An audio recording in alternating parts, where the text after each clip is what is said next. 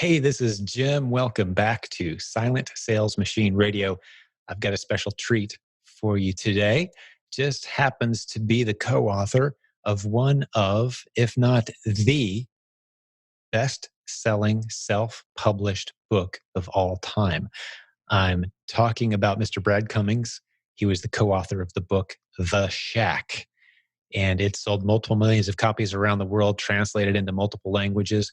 And more important than that, he's on our team now, helping us do some very exciting things that we want you to be a part of.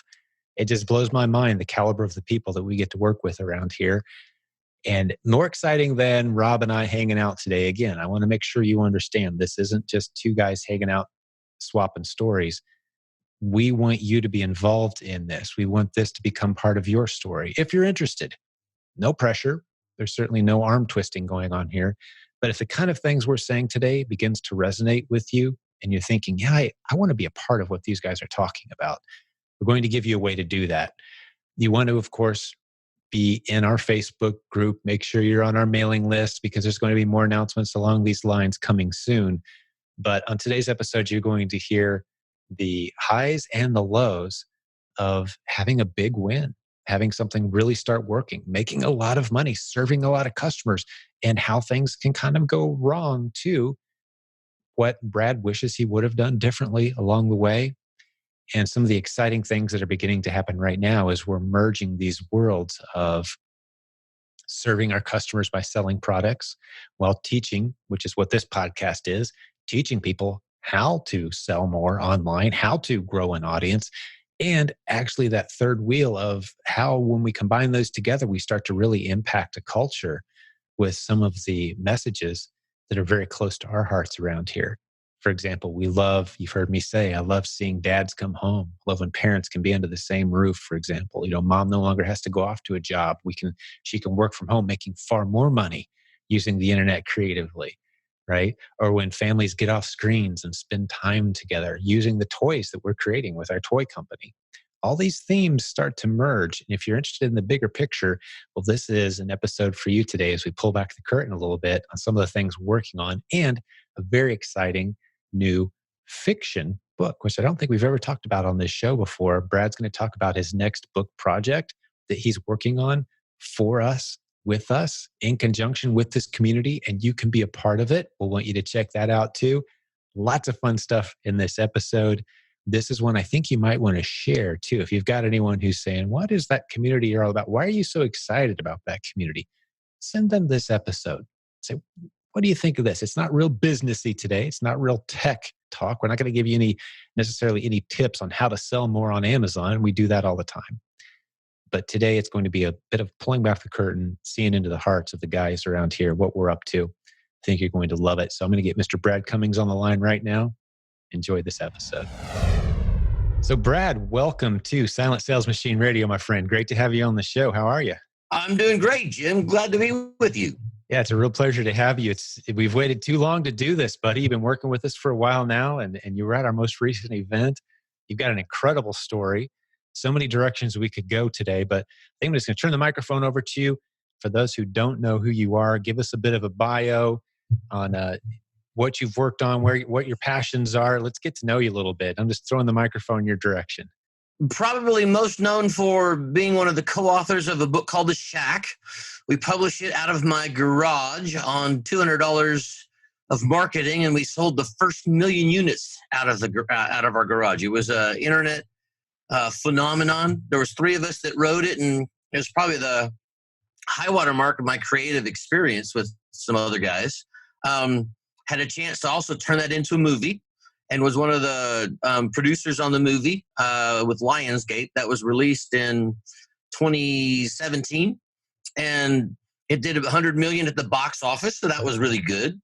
Prior to that, I was a pastor guy. I had graduated at the time of the writer's strike from college. I was going to go into films, and it's like God took me on the scenic route. And I loved pastoring, but there was a deeper sense of creativity and a desire to communicate with the culture sort of beyond the bounds of just the 4 walls of the church. And so I'm kind of glad where things have settled out. I'm an author. I'm a serial entrepreneur. I've got more businesses than I have time to do the tax returns for those. Multiple income streams, man. That's the Multiple theme of the income streams. show. I mean, the entertainment industry is, you can make a killing, but it's not something that you can make a safe, normal standard living. And so there's a lot of feast and famine. And I mean, my gosh, all my life I grew up with the desire of just sort of a stable paycheck. And then the creative industry is not a place where that's ever going to happen. And it has been an absolute blast to get over my sort of white knuckling fear of just sort of following God's nudges. And, a lot of what you try doesn't work. But the truth is there's an absolute joy when you know you're putting your hand to something that you're supposed to be doing. As much as I do enjoy making money, I sort of enjoy walking in the will of God a whole lot more.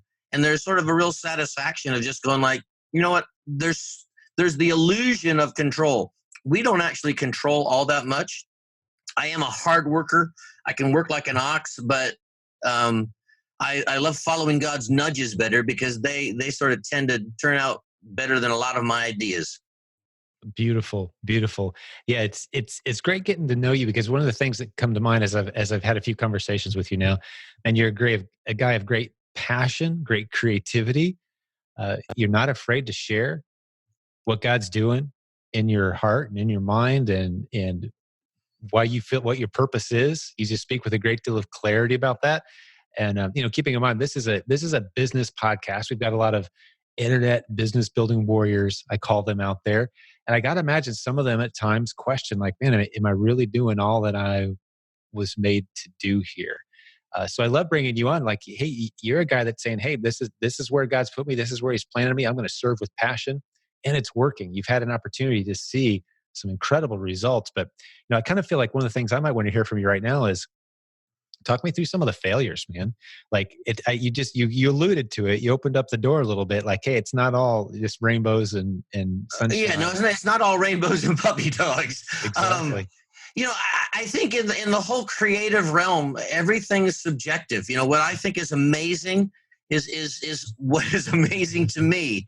Does that always resonate with everyone else? It's like, I think when your first book is a monster bestseller that nobody ever expected, it was a publishing phenomenon. Mm-hmm. There's only one place you can go, which is town.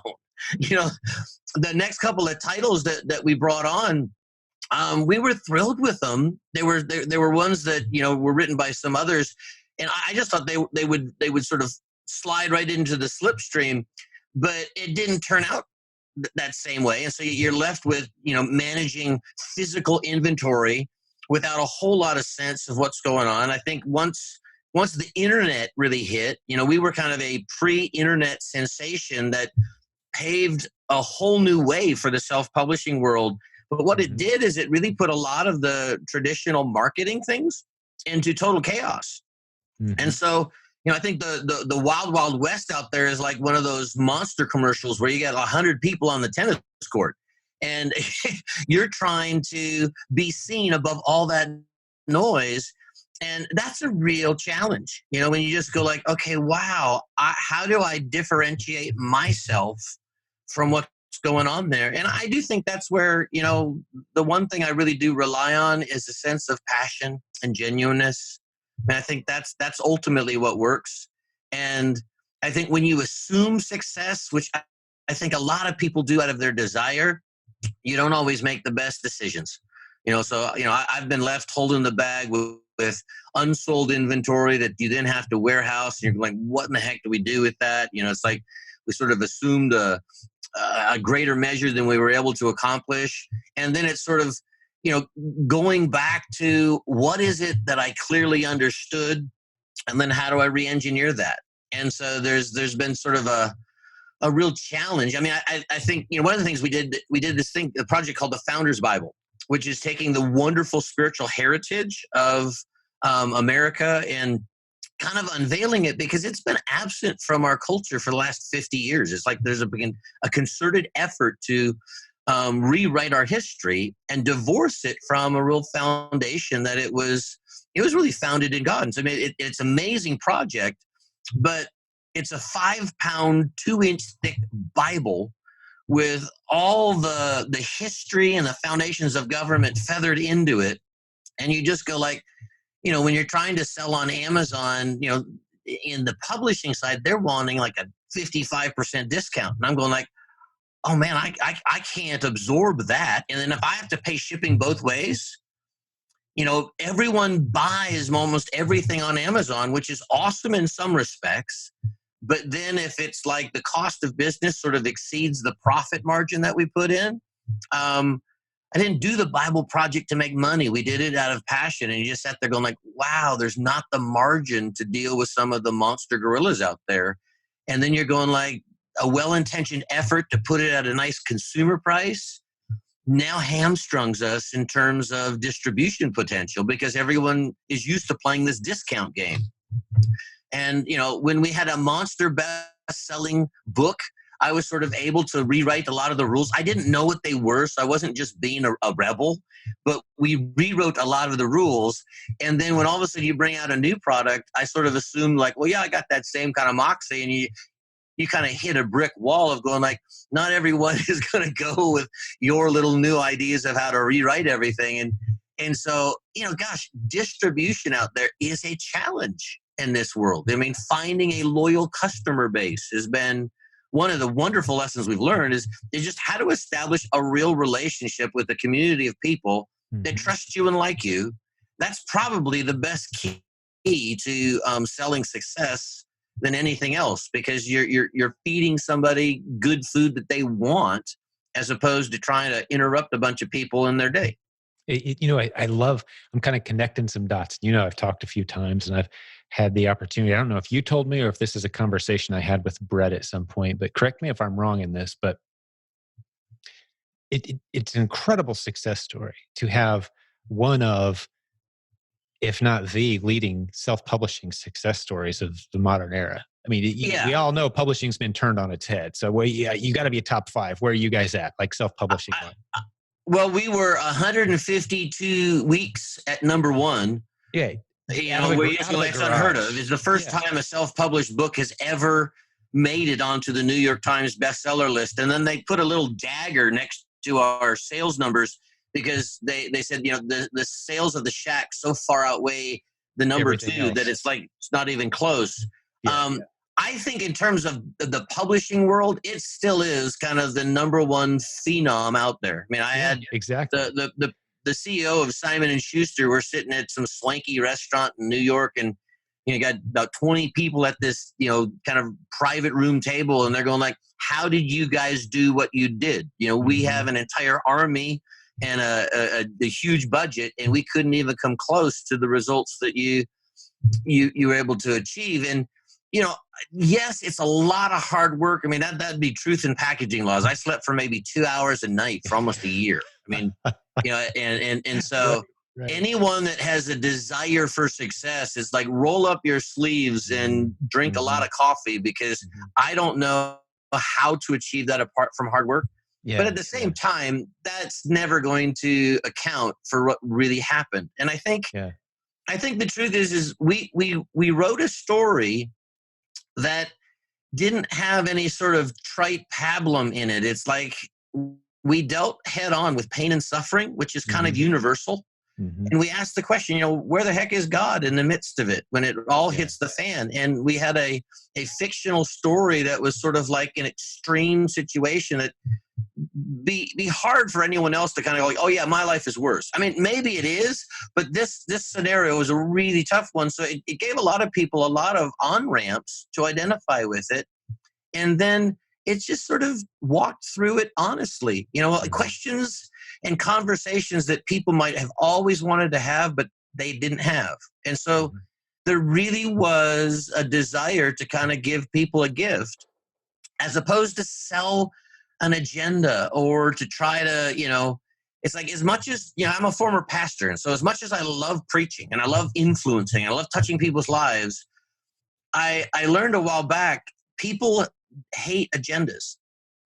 And so if you're doing anything less than genuinely sharing something you're excited about or communicating honestly, I think people go shields up and they kind of tune out. And so, we told a story that touched people deeply where they hurt. Yeah. And that's the common unifier. And it gave them hope. And I Mhm. think in a world out there that's hard, if you can genuinely give someone hope that, one, they're not as alone as they think, that despite how dark it is, there just may be a way out of this. People gravitate to that. And so, I think the connecting tissue for this is we really weren't selling. We were sharing something that we had genuinely learned. And I think there's something different when it's coming through your own life and you've lived it. It has a greater measure of weight on it. And so, it's like, how do you translate that into business? Well, I think when you're honest and you're authentic with what it is that you're doing, people dig that. People, I mean, in a world of fake news, which is, it's like, what in the world is actually going on? Who's telling me the truth and who's spinning? Mhm. I think if you're doing something that you're providing a genuine service for people, you're giving something that they want and they can use, that they like, and you're just sort of an honest broker, you are going to separate yourself from the herd, and you can get noticed that way. And I ended up spending a ton of time talking to buyers and distributors, and I told them our story. And it was such an endearing story. Three guys, totally unknown, didn't have a clue what they were doing, wrote a story. The first box of books I took to Barnes and Noble and just kind of said, so how do I get on your front table? And the lady looked at me, and I was so genuine, but so stupid. She kind of just said, "You're kidding, aren't you?" I said, No, we wrote a book. I think it's really good. How do we get on your table? I said, well, that's a decision that's made at corporate, and that I know would at least cost you $50,000. And I just nearly fainted because I'm going like, serious? We don't have $50,000. They were never going to be able to do that. And I kind of turned around and went, you know what, God, somehow I want to be on that front table, and I don't want to have to pay for it. I want you to do that. And I was serious. 4 months later, we were picked up by Barnes and Noble. Fun story. And they took it nationwide. And they were one of the first main chains that kind of put it in the front because someone that made all those decisions had been given a copy and had been deeply touched by it. And they wanted to just help us. So it was the word of mouth. I mean, that's how I heard about it. My dad read it, and my dad makes a good book recommendations to me from time to time. He's like, "Oh, you've got to read this." One of my all-time favorite books. Like when my dad says it, I made a mental note. I think that's how the word spread. Yeah, Wayne and I, we're two rogue pastor dudes. We started a podcast called The God Journey back when there, frankly, were very few, if any, podcasts. I had been offered a radio gig on Salem, and for a number of reasons, I ended up turning it down. And Wayne had this, hey, we could do this podcast. And it's like, what's a podcast? And it's like, I had my little iPod. I went, serious? This is a radio station?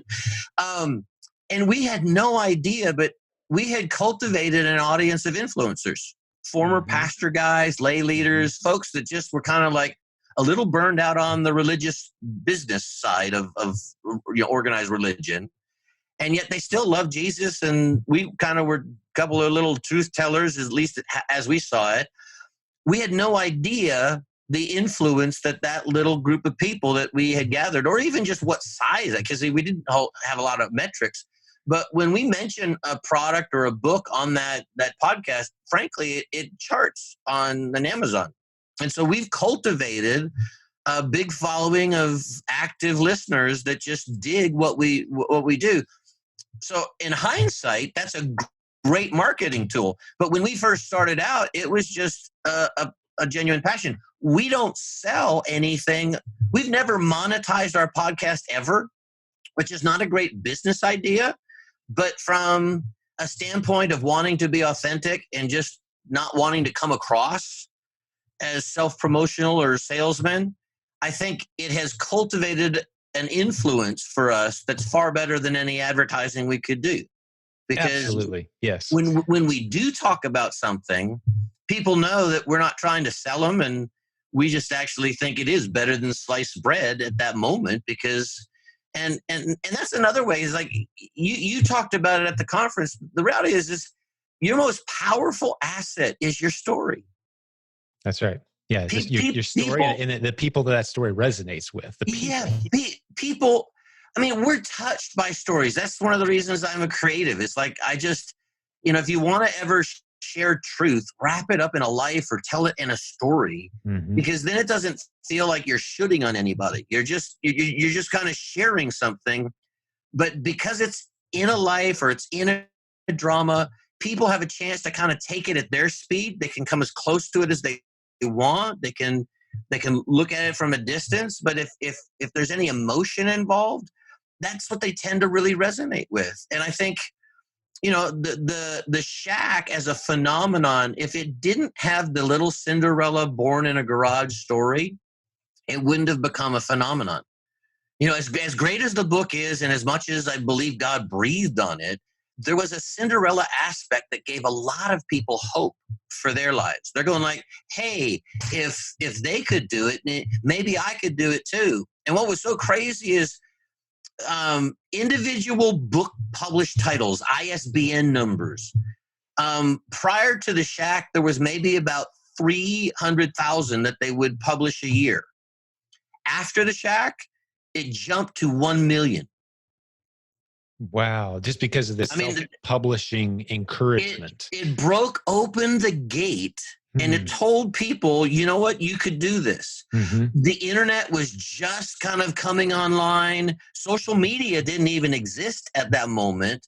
But the reality is if you could build a website and you could get, a credit card, processor through PayPal, the truth is all of a sudden you had a store and people could find you and you could start selling. And it honestly is one of the greatest freedoms. I don't know that it's like I sort of fell into this. I now have 2 publishing companies, and we don't have any customer presence. We're just online. And it gives me a tremendous amount of freedom, because I can be available to my family, live life, and I can work from anywhere that there's an internet connection. Exactly. Yeah, that's the dream in our community. That's what we teach people here. That's what we're going to teach you how to do. As long as you have internet, you can go anywhere in the world, and the business keeps right on rocking. Yeah, and I mean, in Truth in Packaging, I have an office manager that handles our fulfillment and distribution, and I do have a warehouse and a forklift.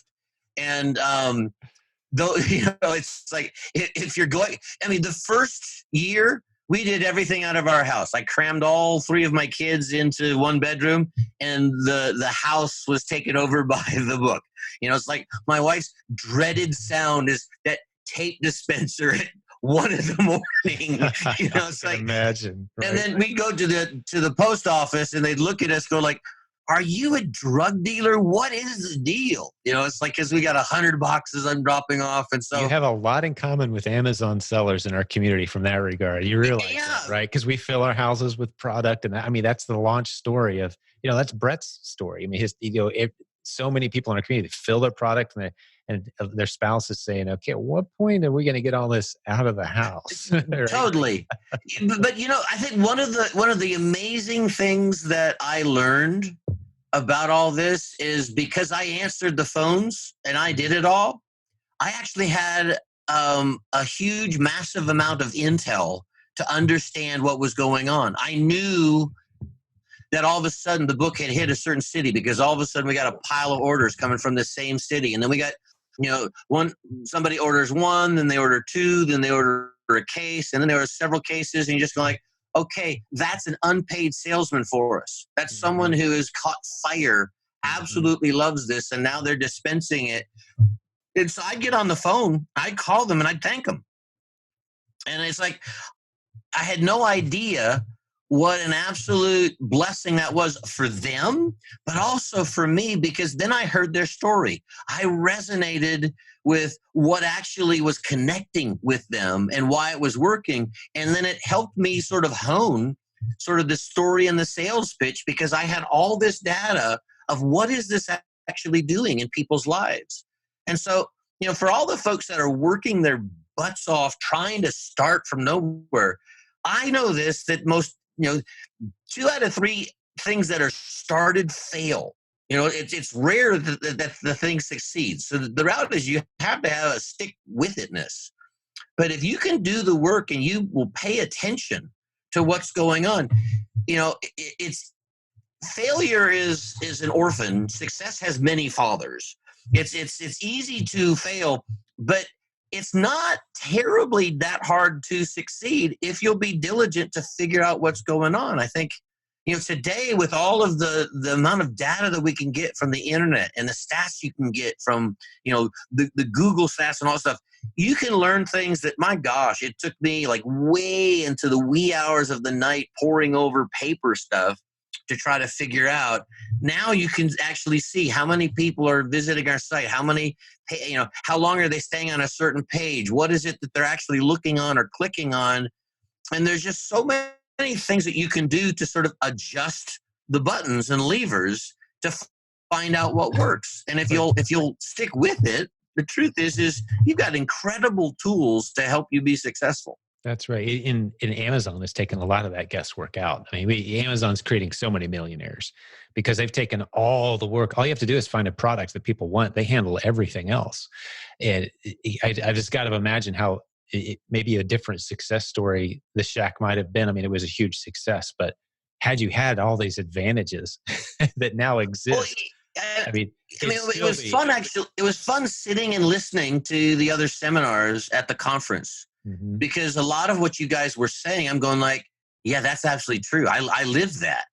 And it's like, now they have an algorithm. Now that they have a little plug-in that can help you, I'm just going like, oh, that's lame. I had to do it the hard way. Yeah. But so much of the takeaways that you guys would highlight, I sat there going like, that is absolutely true. I mean, I get why the word proven is on there, because I could sit there with my own testimonial going like, yep, that is what works. That is where you're going to find good fishing.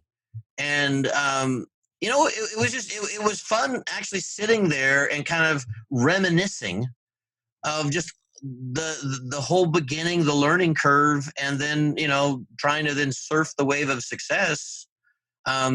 Success is the harder test to pass. That absolutely. Well, especially you mentioned one of the things I love that you mentioned early on was, there's so many people who I think are listening to this podcast go, man, if I could just get a success. That's not the end of the story. That's the beginning of the most challenging part of the story. Yes. Right. And let me just connect a few dots now, because I was listening and reading between the lines. And one of the reasons I brought up the conversation I had with Brett about the early days of you guys' success. And I was going to say, for as beautiful as it was, it kind of ran its course, and now you're on to some other things, and it still sells, but it's nowhere near the phenomenon that it was, as all things do. They run this curve, right? But one of the regrets that, I don't know if it was you that told me or Brett, that you guys have at this point is you didn't collect that data.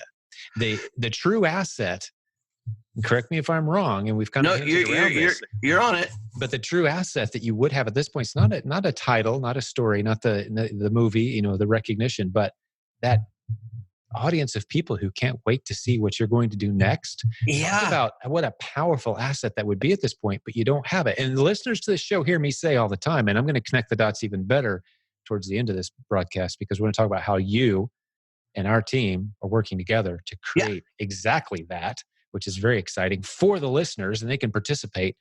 But that's where it started to connect, is if we never would have had the pleasure of working with you, arguably, if you were sitting on top of this incredible database of names and email addresses and contact information, and a Facebook group and messenger list of people who consumed that content and couldn't wait to see what you were going to do next. But the book has no friendly call to action at the end. It simply says the end, and the person puts it down, and they're very touched and moved. But there's no, hey, if you want to hear more compelling life stories to help you on your, in a very real, transparent way in your walk with God, join our Facebook group here, right? We didn't have all those tools at the time. It didn't exist. The tools didn't exist. But our biggest problem was, once we partnered with a New York publisher, And that was the day in which we went blind.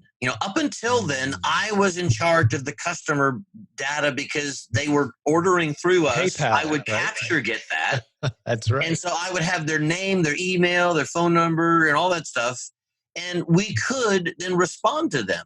Mm-hmm. And then, email lists. I used to be able to send out a whole bunch of group lists, but then they sort of, flagged that. So now you have to go through MailChimp or other things that will, e-blast your stuff out there.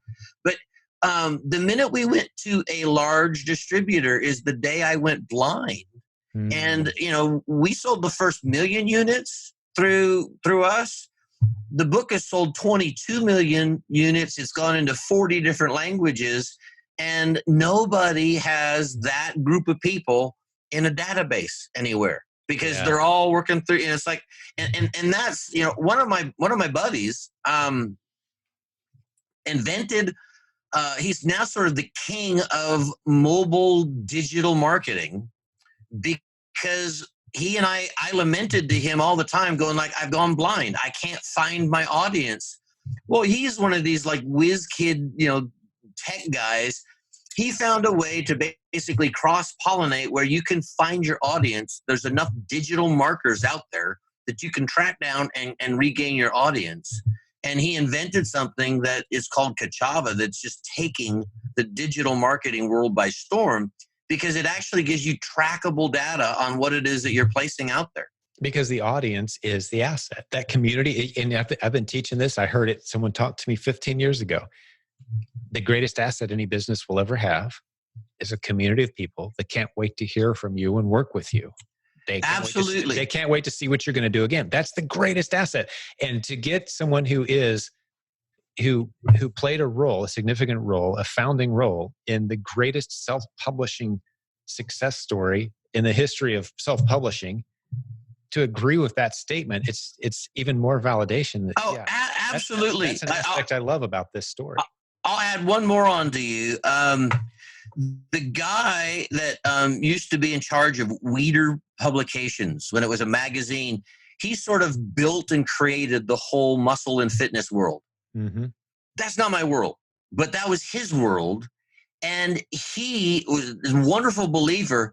He treated them like a pastor would treat a congregation, that he was trying to disciple them and develop their lives and their potential.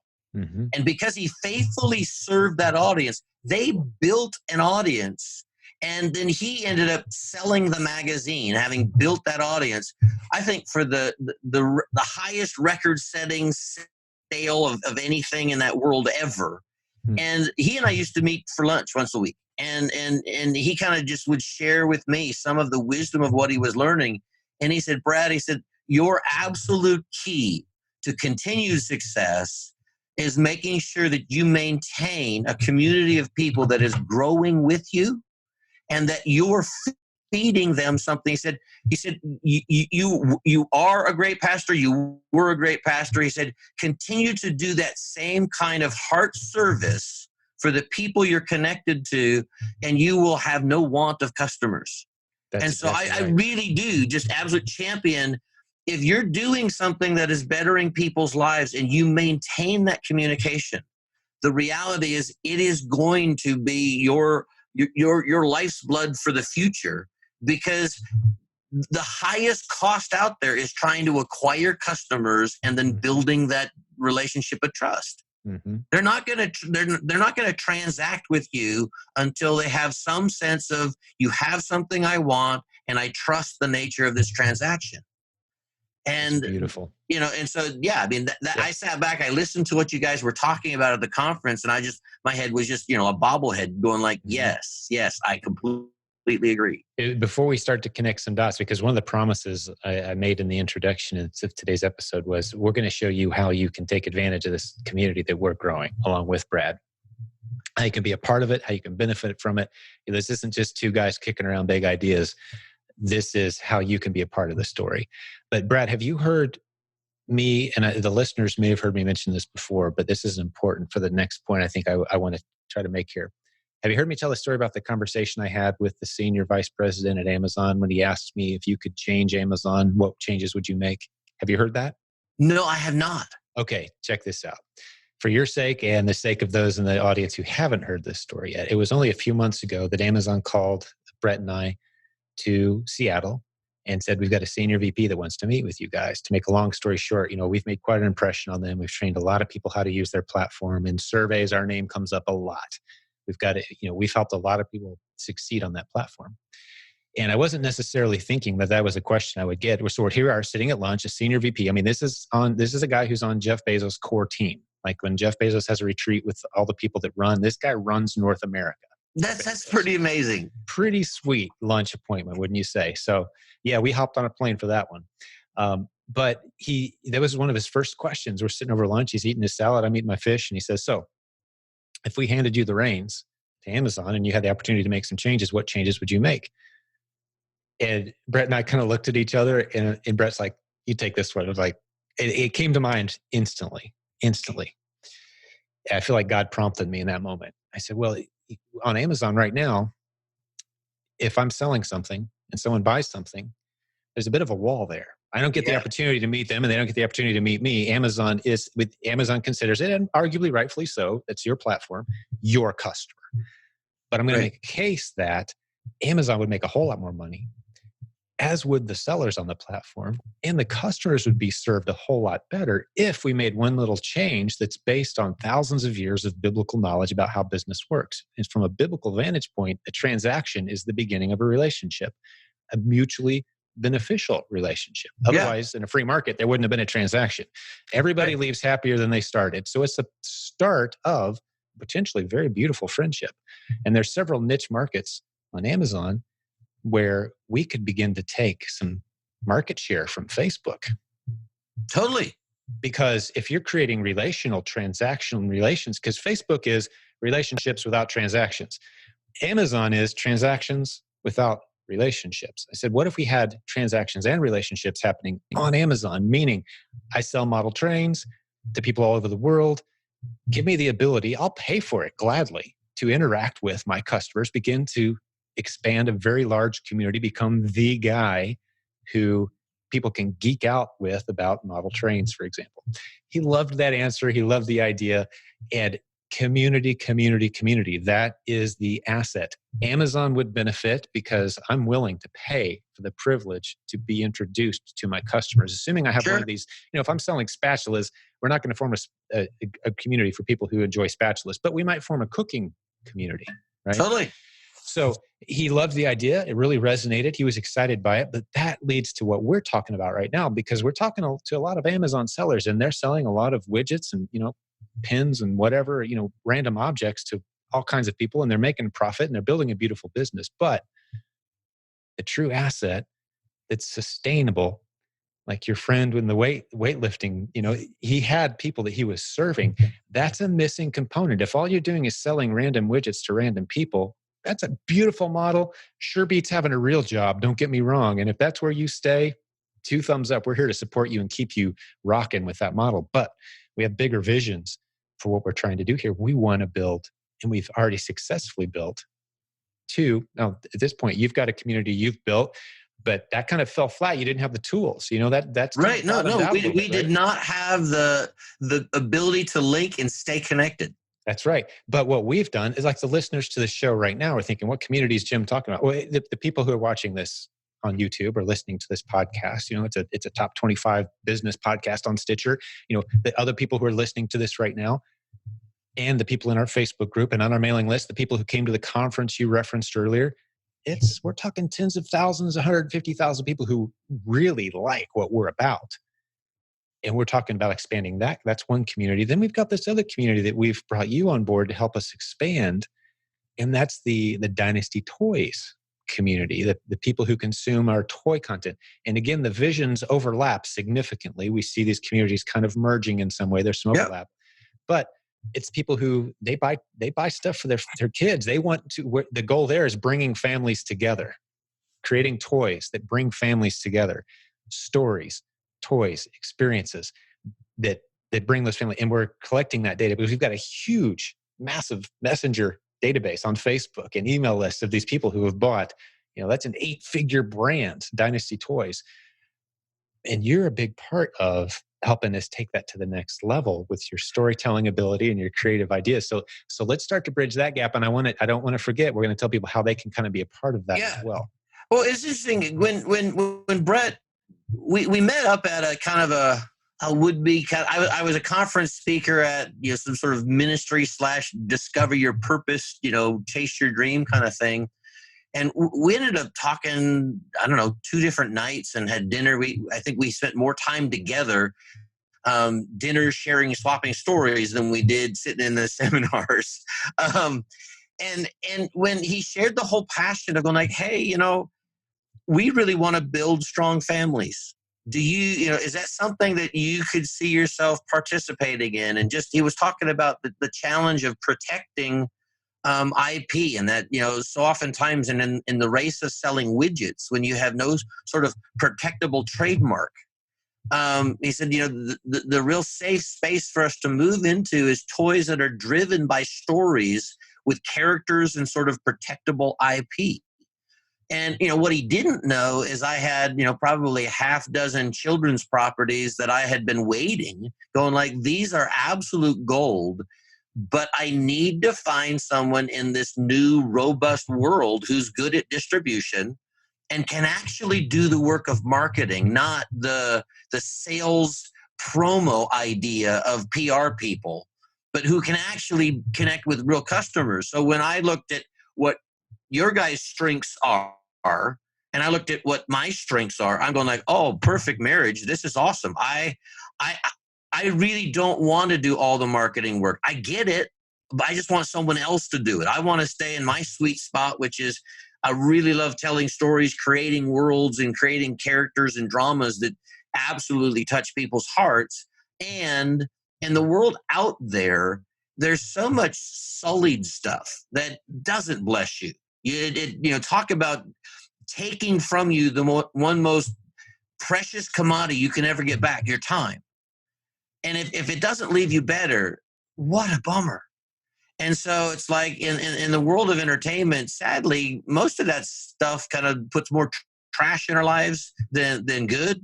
And so there was a real passion to go like, yeah, I and about a half dozen of my really creative friends would love to marry strength to strength, where we could help produce things that you're going to like, not only will people absolutely enjoy, but they will make a difference, an improvement. It'll make your life better by engaging with this. Not only will it create a sense of deeper sort of shared family time, but even just however who's consuming it, it's like it's entertainment that is transformational because it actually feeds that part of your spirit. There's a lot of folks that produce stuff, but they don't really know the inner working of our hearts and where the life sort of flows out of. Unashamedly, 30 years of pastoring taught me an awful lot about that. I get people. I get where they hurt. I get what helps.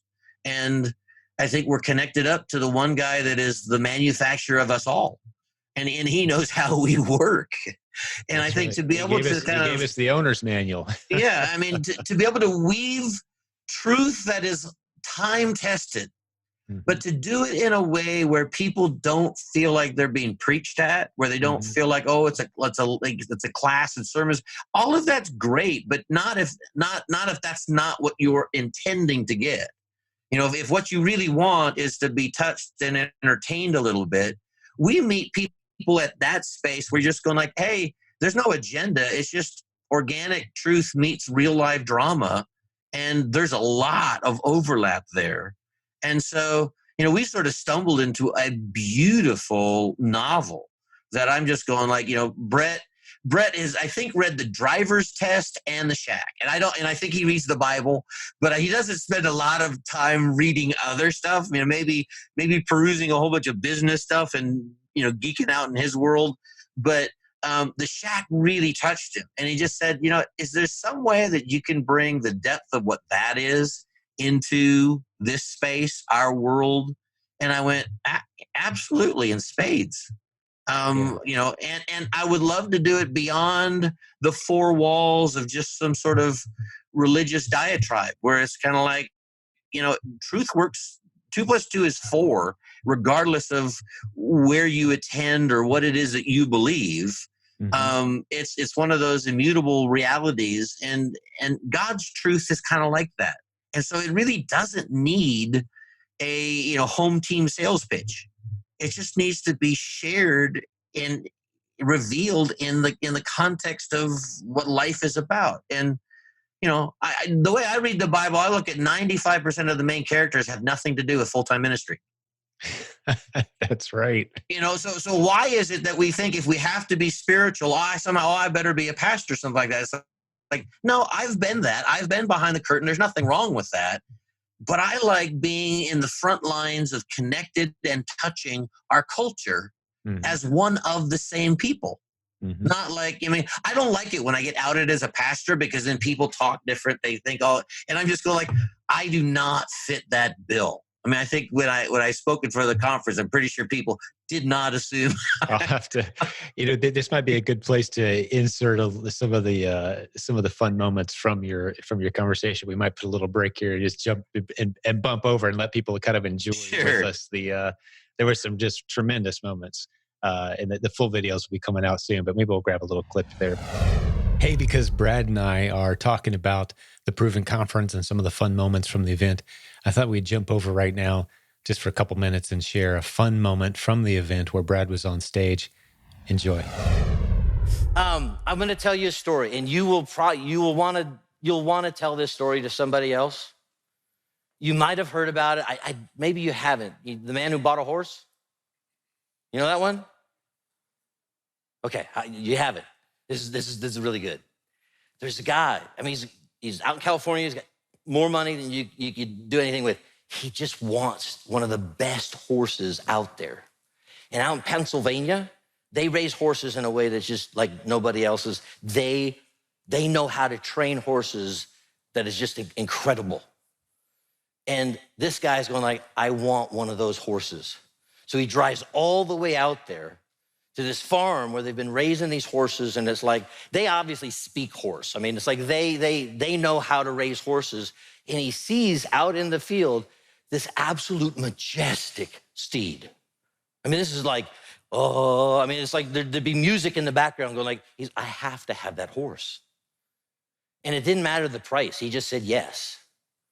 And so he's got a trailer. They're loading up this horse, and as they're loading it up, he's just drooling over like, oh, this is awesome. He's already excited about the horse. He knows a little something about the horse, but the farmer comes and says, I got to tell you a little bit of something about our command structure. We do things different here. The reason these horses are incredible is kind of because of what we put them through, and the trust and the development that we have. Horse to rider is just bar none. It's fantastic. So you're going to have to get on board with the way we do stuff. And so, let me just give you a few of the basics. So if you get on, you want him to go, the way you make him go is you say, praise the Lord. Well, the guy's not a believer. And he's going like, that's not really my thing. But he loves the horse. And he's going like, if that's the language of the horse, then okay, I can probably do that. Can we just try? Could you, it's not going to hurt you. But on the count of three, can we all just try to praise the Lord? 1, 2, 3. Praise the Lord. You guys just might be able to ride a horse. Just saying. So it's good. There's a lesson behind this, all right? You'll get it. So he gets the horse in, got him loaded up, and he was so excited he didn't ask anything else. He probably should have, but he didn't. You ever made one of those purchases? You're just so, gotta have that, must have. And so they're driving back, and you ever been so excited about your purchase that you had to take it out for a spin? For 3 days? They don't stink. It's seriously a good purchase. He sees this field out there, and he's just going, we got to stop. We got to pull over. I want to take him out for a ride. So he tells the driver to stop, pull over. They get the horse out. Somehow they back him up in reverse. He's out there, and it's like he gets on, and then he kind of feels a little silly because it's like it's not doing anything, but he's on, and it's like, oh, he's got to do that praise the Lord thing.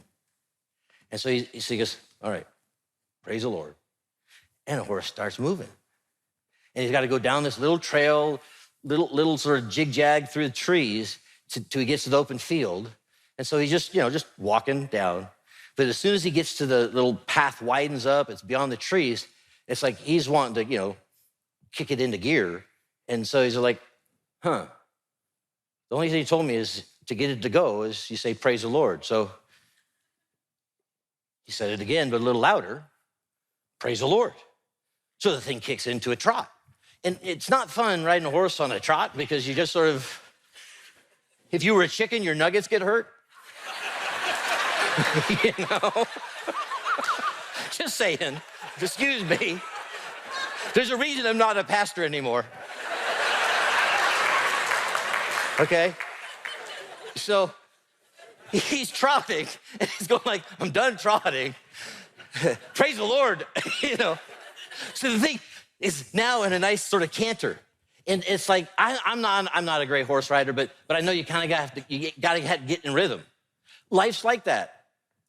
If you're gonna ride it, you're gonna have to find its rhythm. You don't get to just make all the commands. You gotta go with the flow of what's going on, and you gotta find a way to stay in the saddle and kind of move. And so he's enjoying that. But it's like cantering and trotting, it's really not that fun. If all you've ever done is the trail horse thing and they never let you gallop, galloping can get you killed, okay? It's not for everybody. Everybody thinks you can do it, but it's not true. You can fall off and die. This is a majestic steed. This is rich billionaire dude thinking he's a majestic steed. Okay? So he just, praise the Lord. He's got this. He's about to be charismatic. And so he's doing his deal. Okay? Thing takes off. And they're just riding like the wind. And his hair is flowing back. It's kind of like Fabio on the reins. This is, if you're gonna gallop, he went for it. And so it's whoosh. And it's a big field, and he's having the time of his life. It's going faster than Mach 2. And then all of a sudden he goes, all I know is how to make it go. And he realizes, he looks to the end of the meadow, and the meadow does stop. And then there's a 200-foot cliff, and he's riding at Mach 2 like the wind. Just, ooh, baby. Nuggets aren't hurting. But he's getting really close to the cliff. And life can be like that. And he's going like, stop. Horse only knows praise the Lord. It's riding like the wind. Whoa, horsey. Nothing. And he's trying to think through everything. They're getting desperately close to the end. And all of a sudden he just says, amen. Because that's how you finish a prayer. The horse puts down its four legs and they slide right to the very edge. And he says, praise the Lord. Yeah, we like to have fun. We like to goof around. We like to, but at the end of it, as Brett's father-in-law, Scott, says, we're all downloading from the same source, meaning, we really want to have a positive impact on our culture. Selling a few widgets and taking care of our families, God bless you, man. That's a beautiful goal to have. Yeah. But if we all come together and we could start to do some pretty powerful things to shift culture back in a good direction, I don't necessarily even like the word wholesome. It kind of, it's like, that's like boring. But what if we could be exciting life meaningful and life-giving, life-affirming, Yeah. reaffirming what it means to have a family and to enjoy each other and to enjoy spending time with each other, maybe even off of the screen. What if we can start moving our culture in that direction? We have the evidence that we're capable, and we're starting to see it happen. This isn't just two guys kicking around theory. We're talking, hundreds of thousands of units sold of this stuff that we sell. In your case, the book, millions of copies. We're talking about, it's within grasp now. We don't need to go get some big contract from some publisher or some media outlet to get their permission and their anointing and get No, some prime time spotlights. We can do this on our own with resources we're readily removing the available. gatekeepers and the middlemen. Exactly. And now we can have this incredible influence. And this is where there's two things that we definitely want to cover with the time we have remaining in this episode. And they are the book specifically. Let's give folks a title, tell them how you can go check it out. It's being written. And I want to tell people too how they can be a part of this movement, and not just from a feel good about yourself, but from a I want to participate financially and, Sure. and win with these guys. These guys are onto something. I want to be part of this. The book's entitled The King and the Dragon, and it's book one of the Dynasty Kingdom. And it's like we got captured by the thought of just inventing a world. Another buddy of mine named Chris Dupre, he and I are teaming up and co-authoring this together, and we've had the most amazing time. Spending hours a day on Zoom and just having creative sessions that are amazing and enjoying this story. And someone has said it's sort of like the Shack meets Narnia. It's like it's, as opposed to dealing with a tragedy, you're dealing with sort of an adventure. You're going into this other world, and it's sort of a discovery of who is this king, what is this kingdom. There's a nemesis, there's a dragon, what's his deal? And it really is a wonderful adventure. Somebody else said this is sort of like Game of Thrones meets Stranger Things, and I was taken off guard by that because I sat there going like, really? I mean, those are two big phenomena. That's kind of a big statement if you mean it. And it's like I hadn't watched Stranger Things because I thought that was sort of a little horror thing. My wife and I just binged through a couple of the seasons, and I kind of got why he said it's like Stranger Things, because it's focused on a cast of characters that are kids. It's not a kids thing per se, but its main characters are. And in our case, kids are just an awesome asset because they just are unashamedly honest. They'll ask the questions that other people, their filters won't. They'll say the things that adults' filters will sometimes not. And so for having characters, for us, it's an incredible asset of just going on this journey.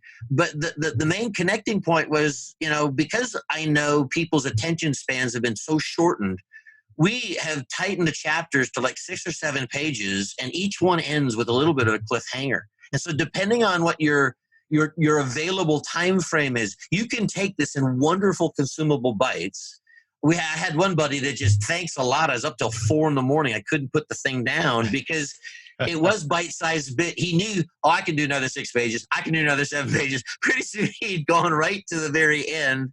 And unashamedly, we leave it at one of the most dastardly moments where it is a total cliffhanger, so people can't wait for the second installment, which is due November 15th. But you can get it out on Amazon. It's available on the Kindle. It's not in print form yet, but it's out there in digital form. You can get that Kindle app on any smartphone device, so you don't have to have a Kindle reader.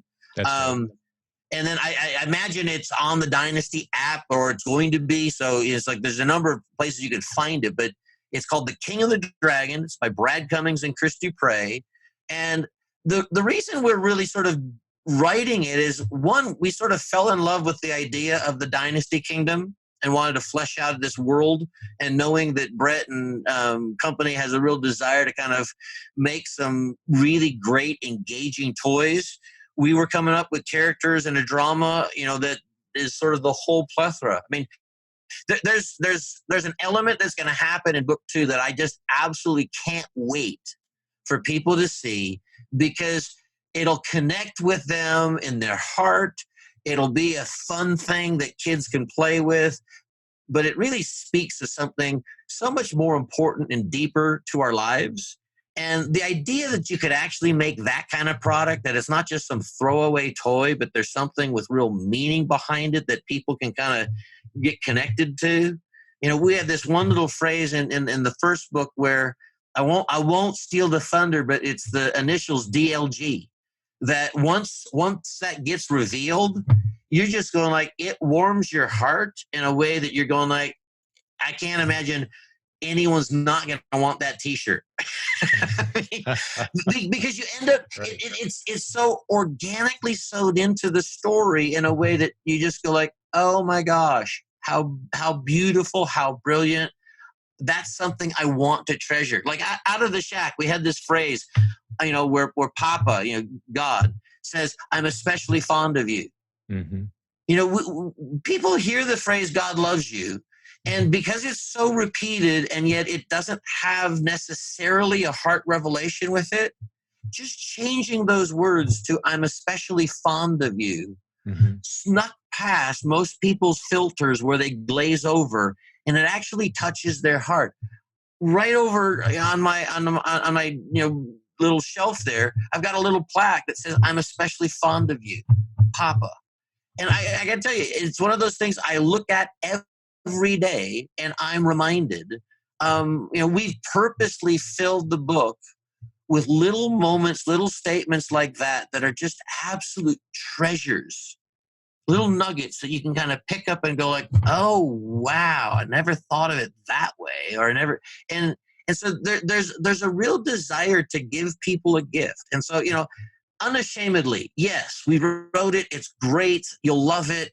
I am giving the sales pitch. But as someone who could step aside and go like, this is not about something I did, this story will touch families in the realm of where it matters most, treasuring their relationships. The drama that surrounds it really drives that home, that it's like, if you knew you only had a certain number of days with your precious kids, would that change the way you relate to them? Would that change, you just sort of skip past all the superficial stuff and you dive into the realm of what matters. A lot of what drives this story is bringing home that sense of the preciousness of what we oftentimes take for granted, and without telling you what you should do, it emotionally moves you to go like, oh man, that's beautiful. And so, the idea that Brett would want to say, hey, could we team up and could we do things like that? I'm just going like, I am all in. It's like the more I've gotten to know you guys and kind of like the whole family surrounding it. I think what was after the conference, we went back to the house where a bunch of guys. I don't think I've laughed as much in my life as we did that night. We have a pretty goofy group, don't we? Oh my gosh! But I mean, it was such. Fun. It was such good, clean, wonderful fun that I just sat there going like, okay, I don't have to go to the gym for a month. My abs are toned. That's so true. Yeah, it's quite a mix too, Yeah. in ages and in just what an interesting crew God has assembled at the heart of this. I think at this point it's safe to call it a movement. It really is. There was a different energy this year at the Proven conference for sure as well. It definitely felt like it was. We've called it a family reunion for a while now, but it genuinely. I mean, we've got couples getting married and having kids, and then kids who are coming up and becoming leaders in the community. We've seen families grow up around here, and it's still very warm and welcoming. And we had it in a church for the first time. Yeah, no, which was crazy. We opened with worship. It was optional worship the first night, and 75-80% of everyone came, and it's still very much warm and welcoming to anybody with any worldview. Totally. We've got atheists and Muslims and anybody and all. Welcome. Come on in, man. If you're trying to build a business, this is the place to be. But it's really starting to feel like family. And I feel like it's not just theory anymore that we're going to impact a culture, because we already have. It's just starting to go. It's going to go to another level here very soon. And this book is a big role. I think it's going to be an introduction. And this time we're doing it right. People are going to know, hey, this book is tied to this company over here, that not only can you buy family-friendly toys and get the kids off screens and bring families together, but hey, if you're looking to change the financial course of your family as well. We're pretty creative about growing businesses using the internet. We know what we're talking about. Come enjoy some of our content. And so these worlds are starting to merge in a way that we've never seen done before. And the thing that gets me very excited is we've just created dozens of entry points into Yeah. a different culture. We're very, we're family friendly. We want families home under the same roof, enjoying time together. Where else are you getting that kind of encouragement in our culture? You're not. I mean, Disney used to be that, and they have totally lost their way. We have so many I think different agendas now, right? When I've sat down, I think we were down in Yorba Linda, sitting around a fire outside, just going like, okay, what's the dream? What's the desire? And there really was a sense of going like, okay, we don't have some ridiculous notions of ourselves and what's possible, but it's like, you know what? Somebody needs to be supportive of family. Someone needs to bring in good, solid, life-giving, life-affirming entertainment that doesn't have all the agendas laid onto it. It's just good. That's right. And it's not only well done, but it's life affirming, and it's not it's not trying to put somebody down. It's like we're for things that matter. We're for things that have enduring value, and they're the time tested realities. And it was just sort of fun to kind of dream and go like, okay, I have for the last 3-4 years been looking for a marketing distribution partner that can work in this digital world, and will also play nice and quote share the toys, as opposed to the impenetrable firewalls and the barrier between the relationship between transactions. I really am recognizing the key to enduring success and enjoying what you're doing is finding a community of people that you can really serve well. And that's not just lip service. That's not a sales pitch. It's like, Jesus said, my food is to do the will of my Father. And there's a satisfaction level that when you're kind of in your purpose and you're doing something that you're gifted to do, and you can kind of stay in that lane and link up with other folks that are doing the same thing. I got to tell you, it doesn't feel like work. It doesn't feel like the same grind. Yes, it's long hours, hard work. I mean, I'll be honest. I'm oftentimes up till 3, 4, 5 in the morning because I'm chasing after that thing that my passion is. But I'm really satisfied and energized by it. It's not like it's a nasty chore. It's more like, oh my gosh, I get to do this. This is great. One of the lies I think our culture tells us, among many lies, that I recently discovered was that work is that thing that you do so you can hopefully have some free time to enjoy your real friends and your family, maybe later after it's done. That's a lie. Life's too short. The most meaningful work, yeah, exactly. Integrate family and friends into it. The best friends you will ever have are the people that you're building something with. Integrate them into the work that you're doing. That's what we're offering. Yeah. That's what we're doing here.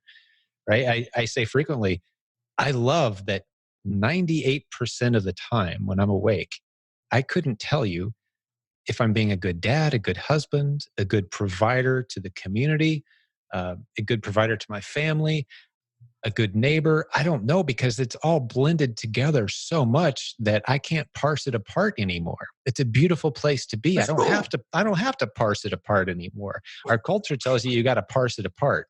This time is working dad time. This time is wife time. This time is kid time. If quality versus quantity. I'm like, no, I throw out all that.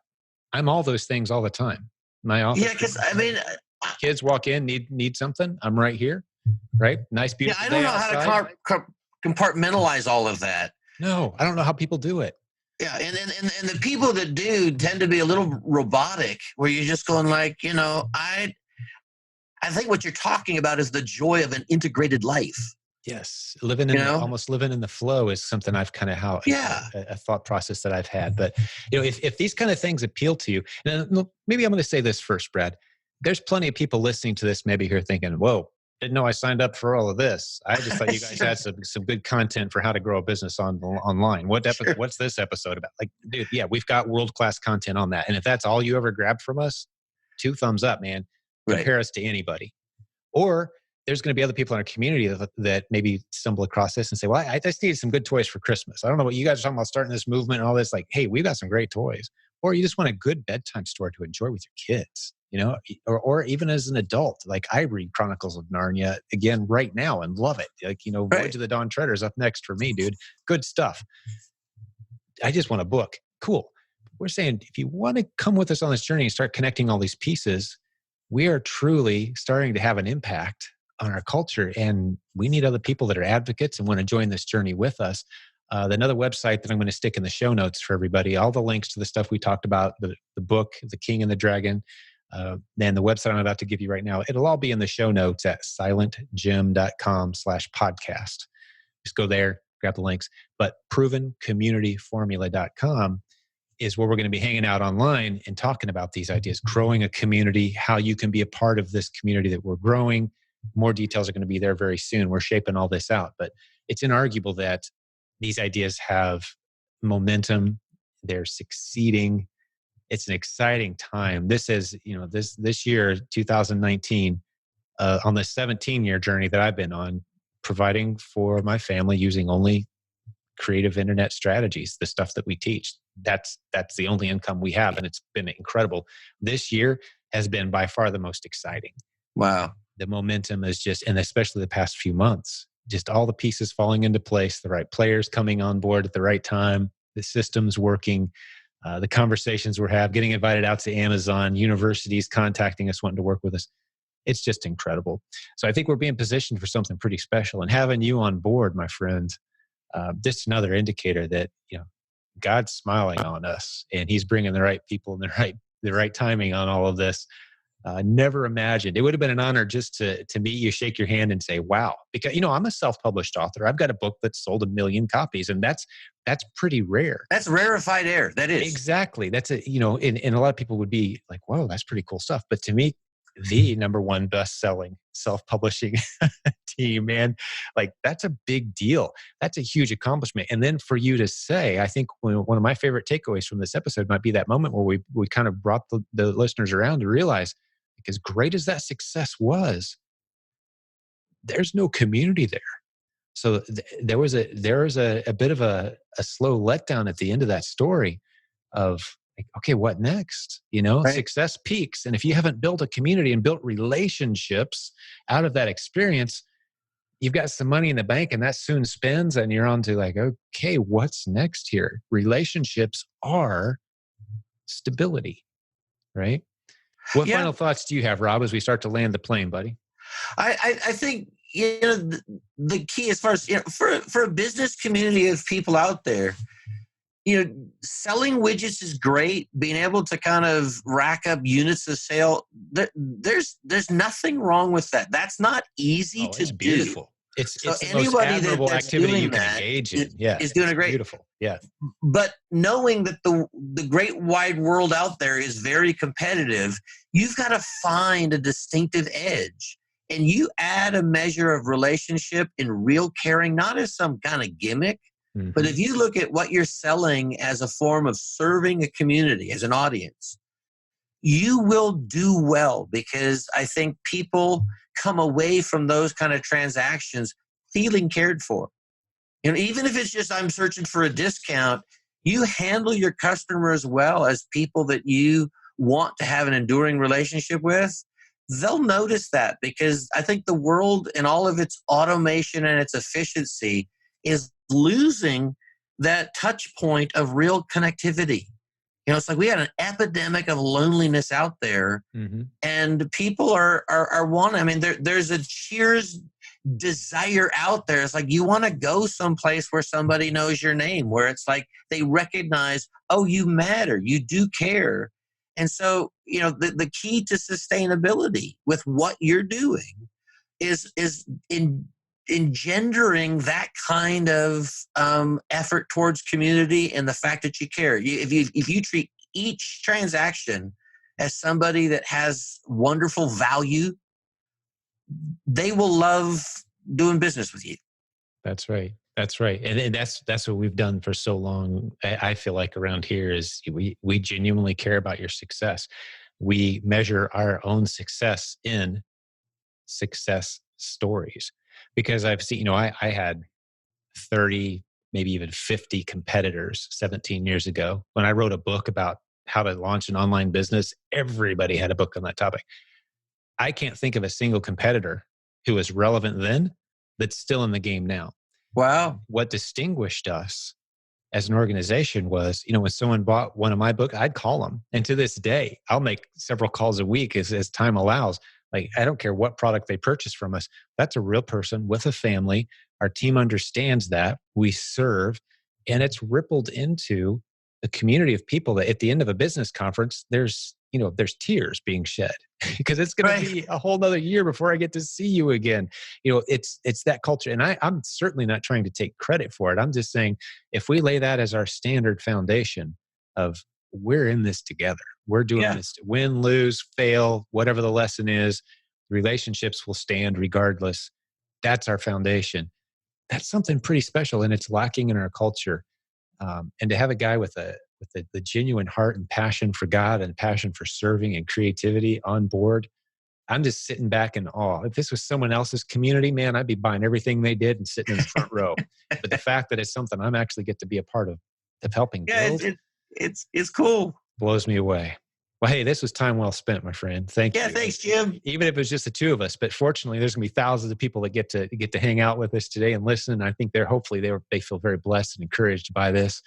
And again, there's going to be several good links that we mentioned. I'll stick all that in the show notes. But let me just say thank you to all the business building warriors out there that hung out with us today. Hey, send us your feedback if you want more episodes like this, because you'll notice we didn't spend a whole lot of time telling you how to sell more products on Amazon today.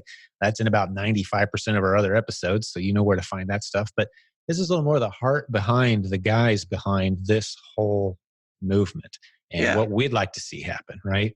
Yep. So thanks for hanging out with us for part of that. A little vision casting, perhaps, a little glimpse of the future. And I think someday this podcast episode might be, one of the core lessons in a textbook used at universities when they say, how'd these guys do what they did with a slim, tiny budget, and they didn't even use anybody from any of the major media corporations or major publishers. They didn't need any of that help. They just did it. How'd that work? These are the foundational kind of content moments where I think it kind of tells the bigger story. But well, my friend, pleasure hanging out with you, business building warriors around the world. God bless you guys, and we'll do another episode for you real soon. Awesome.